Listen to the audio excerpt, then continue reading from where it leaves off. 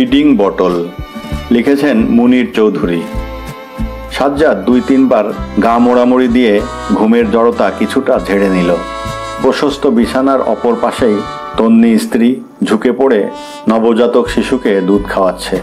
সাজ্জাদ ঘাড় ফিরিয়ে ম্যাডোনা মূর্তির সেই বাংলা সংস্করণ থেকে পঞ্চ ইন্দ্রিয়ের উন্মুক্ত অনুভূতি দ্বারা রস পান করতে লাগলো। শায়িত অবস্থাতেই হাত বাড়িয়ে বালিশের নিচ থেকে ম্যাচ এবং সিগারেট কেস হাতে নিল। ছোট খোকা ফিডিং বোতল চুকচুক করে চুষছে।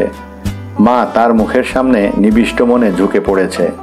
অনতিদূরে স্বামী চুষনির শব্দের সাথে তাল মিলিয়ে ধোঁয়ার রিং ছাড়ছে। সমস্ত বিশ্বের দাম্পত্য জীবনের ছবি যেন পূর্ণাঙ্গ বাস্তব রূপ পেল।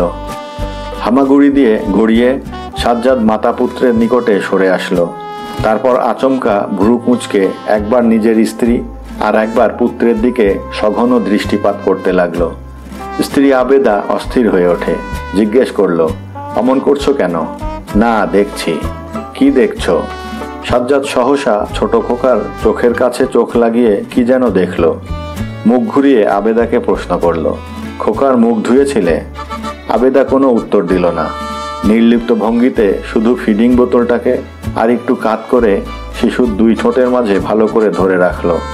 নাকের নিচে এক টুকরো হাসির কল্পিত গুঁড়ো লেগে। সাজ্জাদ খেপে গেল। তারপর দৃঢ় স্বরে, উত্তর দিচ্ছ না যে বড়? কিসের? খোকার মুখ ধুয়েছিলে কিনা? বাহ, মুখ না ধুয়ে দুধ আমি খাওয়াতে যাব কেন?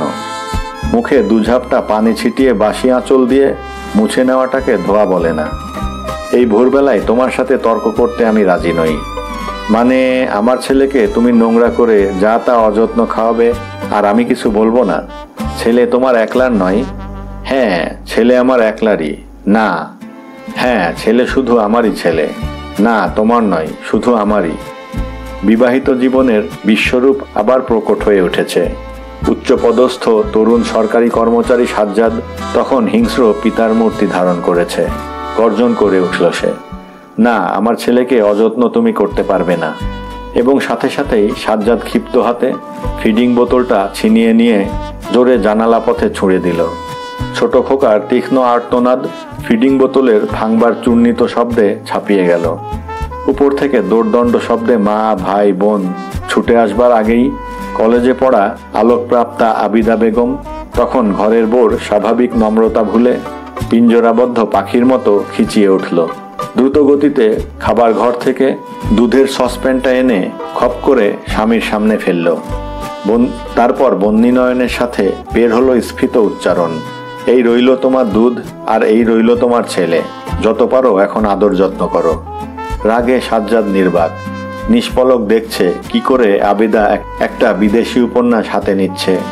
তারপর রান্নাঘরে গিয়ে নিবিড় হয়ে অর্ধশায়িত অবস্থায় সেই গল্পের বইয়ের মাঝে নিজেকে বিলিয়ে দিচ্ছে। সাজ্জাদ চিৎকার করে উঠল, আনু, আনু! বিধবা ছোট বোন আনোয়ারা আসলো। নে, ওই ডাইনির কাজ নয় সন্তান পালে, তুই নিয়ে যা, উপরে নিয়ে তোর কাছেই রাখবি এখন থেকে, বুঝলি? মাকেও এই বলে দিবি। মা ততক্ষণে নিচে নেমে এসেছে। দূর দূর করে ছেলেকে গালি দিয়ে উঠল। সাজ্জাদ অটল, আরেকবার ক্রুদ্ধ দৃষ্টিতে চাইতে আনোয়ারা খোকাকে কোলে নিয়ে আর সেখানে দাঁড়িয়ে থাকতে সাহস করল না। আস্তে আস্তে উপরে চলে গেল। মাও পিছু নিলেন। সোফা থেকে দৃপ্ত কদমে আবিদা উঠে এসে সশব্দে মাঝখানের দরজাটা বন্ধ করেছিল। সাজ্জাদ একাগ্র চিত্তে কান পেতে বুঝতে পারল না ঘর থেকে যে মৃদু শব্দের রেশ ভেসে আসছিল তা উপন্যাসের পাতা উল্টাবার না ফোপানির কান্নার চাপা প্রতিধ্বনি।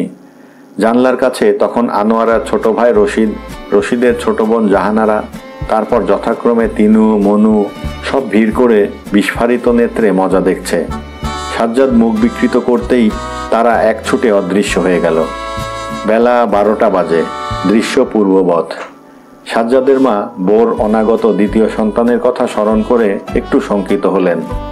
আবিদার অঙ্গে গণ্ডে হাত বুলিয়ে অনুরোধ করলেন, বউ, তোমার শরীর খারাপ, এখন উঠে কিছু খাও। আনোয়ারা যোগ দিল, তুমি কি চাও আজ সারাদিন না খেয়েই থাকবো? আবেদ চুপ করে রইল। জাহানারা যথাসম্ভব দরদ ভরা সুরে, ভাবি, তুমি ভাত খাবে না? তিনু মনু সাহস করে আবিদার দুহাত ধরে ফেরসে আবার বলল, ভাবি ওঠো, চলো না খেতে যাই। এবার আবিদার ধৈর্যের বাঁধ ভাঙল। হাতের বইটা শূন্যে ছুঁড়ে চেয়ার থেকে লাফিয়ে চিৎকার করে উঠল, এটা কি চিড়িয়াখানা নাকি? আমি কিছু খাবো না, খাবো না। ব্যাকুল কণ্ঠে মা দুর্বার অনুরোধ করল, লক্ষ্মী বউ, অমন করো না। তোমার নিজের মা এসে যদি আজ অনুরোধ করত, তাহলে কি আজ তুমি তা ঠেলে ফেলতে পারতে? আমার নিজের মা হলে এমন অনুরোধ করতেন না। মা এবার সত্যি ব্যথিত হলো। পাশের ঘর থেকে সাজ্জাদ জোরে জানালো, মা, আপনি কেন ওই গোয়ারটাকে শুধু শুধু অনুরোধ করছেন? চলে আসেন, খিদে লাগলে আপনিও খেয়ে কুল পাবে না। রশিদ, আনু, মনু, তোরা চলে আয়। বেলা 2টো, পরিস্থিতির কোনো পরিবর্তন নেই। সাজ্জাদ ঘর জুড়ে পায়চারি করছে আর আবিদাকে শুনিয়ে শুনিয়ে আনোয়ারার নিকট গড়গড় করছে, খাবে খাবে, আপনিই খাবে। একটু পরেই যখন দাঁত কপাটি লেগে বেহুশ হয়ে উল্টে পড়বেন, তখনই গিলবেন। রশিদ, তুই চলে আয় এখানে, আয় তাস খেলি বসে বসে। রশিদ তার ভাবির সামনে থেকে উঠে বন্ধ দরজা একটু ফাঁক করে এ ঘরে প্রবেশ করল। সাজ্জাদ তাসের প্যাকেট খুলে সাফল করছে। কিছুক্ষণ খেলা চলার পর, মিয়া ভাই, কি খেলছো তুমি? তোমার তো রানিং ফ্ল্যাশ খামোখা, এত আগেই ছেড়ে দিলে কেন? সাজ্জাদ কর্ণপাত করল না। অকস্মাৎ কানের কাছে মুখ লাগিয়ে বলল, এই তুই দেখ না একবার, তোর সঙ্গে তো অনেক খাতির। তুই দেখ না তোর ভাবিকে বলে কয়ে কোনো রকমে খাওয়াতে পারিস কিনা। পারলে বুঝলি দুটো টাকা তোকে দেব। রশিদ বোকার মতো ফ্যালফ্যাল করে কিছুক্ষণ তাকিয়ে রইল। সাজ্জাদ ভাইয়ের ওই হম্বিতম্বির গোড়ায় তাহলে এই। সুযোগ পেয়ে রশিদ এবার উপরিহস্ত চালনা করতে ছাড়ল না। যেন চলেছে এমন গম্ভীর কণ্ঠে জানালো, আচ্ছা আমি দেখছি, একবার চেষ্টা করে। মিয়া ভাই, ঘাবড়াবেন না।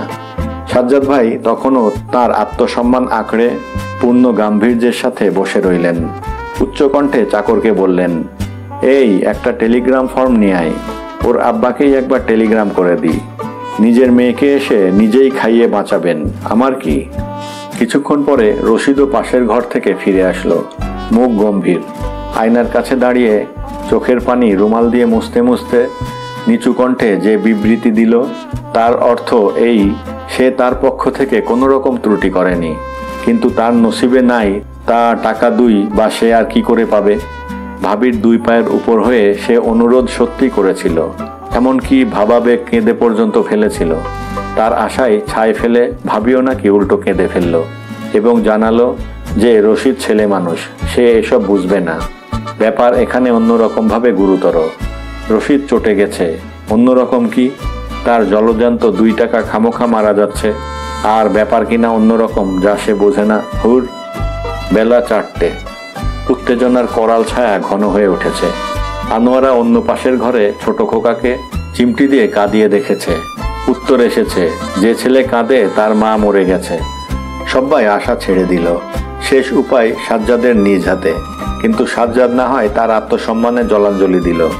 তাহলেই সে সকল সমস্যার সমাধান তারই বা এমন কি সুনিশ্চয়তা আছে? তখনও যদি আবিদা গোঁ ধরে থাকে? আনোয়ারা শুধু ঘাড় নেড়ে মুচকি হেসে জানালো, না রে, তা হয় না। এই রইল তোর খোকা, এবার তুই দেখ। অন্তর্যুদ্ধে জর্জরিত মলিন বসনে সাজ্জাদ আরো কিছুক্ষণ নিজের কর্তব্য সম্বন্ধে কি সব চিন্তা করলো। তারপর বীরের মতো কণ্ঠ করে ঘোষণা করলো, আচ্ছা তাই হবে, কিন্তু তোরা সবার আগে উপরে যা শিগগির। বসে জাহানারা, তার পেছনে মেষশাবকের মতো তিনু, মনু, সবার শেষে ধীর পায়ে রশিদ সিঁড়ি দিয়ে উপরের ছাদের কোঠায় চলে গেল। সাজ্জাদ পেছন পেছন দরজা বন্ধ করল। আমিনা আগে থেকেই সেখানে অশ্রুসিক্ত বদনে অজু করে তসবি গুনছেন।